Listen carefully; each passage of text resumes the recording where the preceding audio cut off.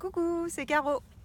Aujourd'hui, voilà, j'ai envie de te donner des petits trucs dans cette vidéo pour quand tu arrives dans un pays évidemment que tu ne connais pas et d'autant plus où tu n'as pas beaucoup de repères, comme par exemple en Asie, pour te retrouver, pour te repérer et éventuellement pour ne pas te perdre, ce qui est plutôt pratique.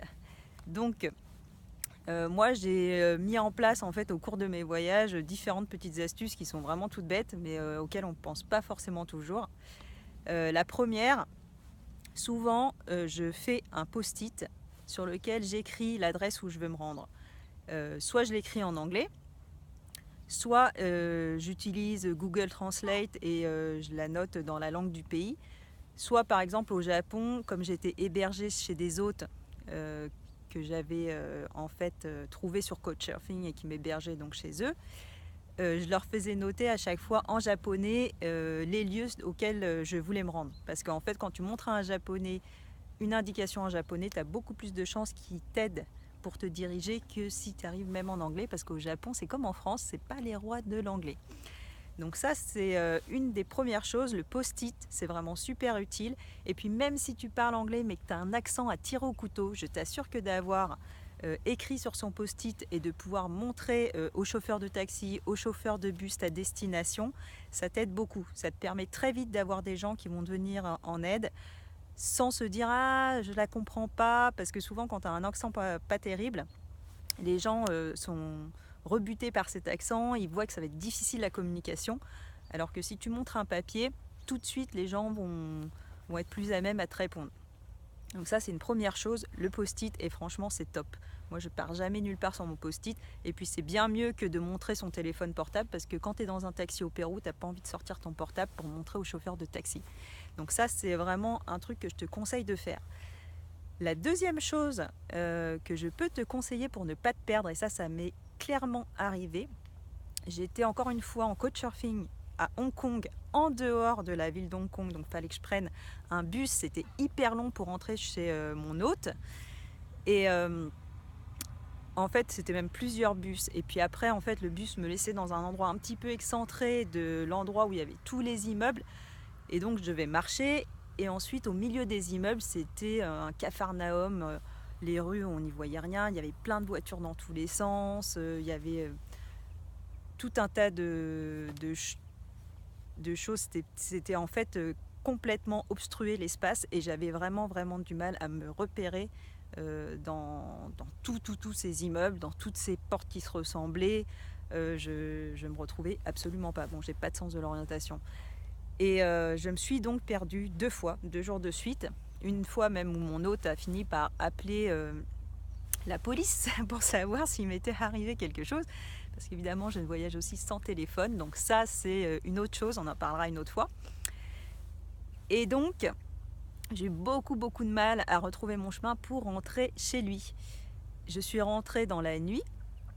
Et évidemment, je ne reconnaissais plus rien. Mais par contre, ce que j'ai fait le jour d'après, je crois qu'il y a des vaches qui m'appellent, c'est que j'ai pris des photos. Donc je suis partie de chez lui et j'ai pris des photos tout au long de mon chemin jusqu'à l'arrêt de bus pour me repérer. Et en fait, le soir quand je suis revenue, ça m'a vraiment servi. J'ai repris mes photos au moment où à nouveau j'étais perdue, parce que franchement toutes les petites ruelles, elles se ressemblaient toutes. Et là j'ai repris mes photos. Et par exemple, j'avais notamment une boîte aux lettres rouge. Donc il faut prendre des repères visuels que tu vas bien reconnaître sur ton chemin. Et j'ai retrouvé par exemple la boîte aux lettres qui m'a permis de tourner au bon endroit. Donc à tous les moments où tu dois tourner au carrefour, etc., là tu prends une photo et puis de quelque chose d'assez spécifique qui va te remémorer en fait rapidement l'endroit où tu dois aller. Et ça, prendre des photos, c'est un super bon moyen pour retrouver son chemin quand t'es pas bon en orientation du tout. Et ensuite, la dernière chose que je peux te dire aussi, c'est notamment au Japon. J'avais beaucoup de mal à m'orienter à cause de la typographie qui est évidemment pas du tout la même que la nôtre.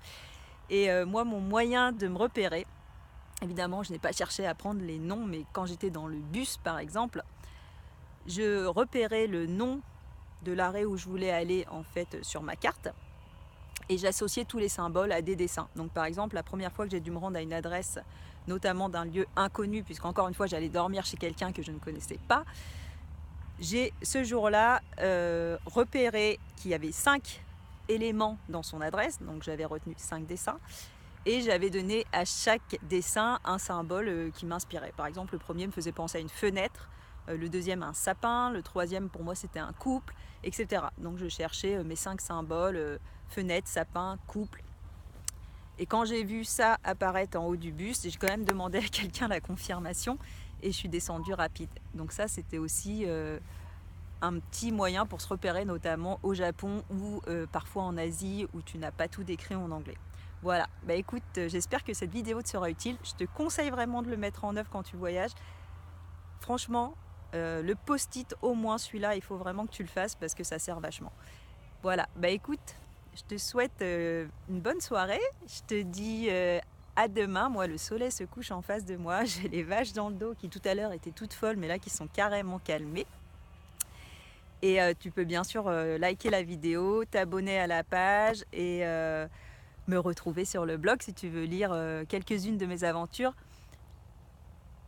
Et moi, je te retrouve demain. Allez, salut!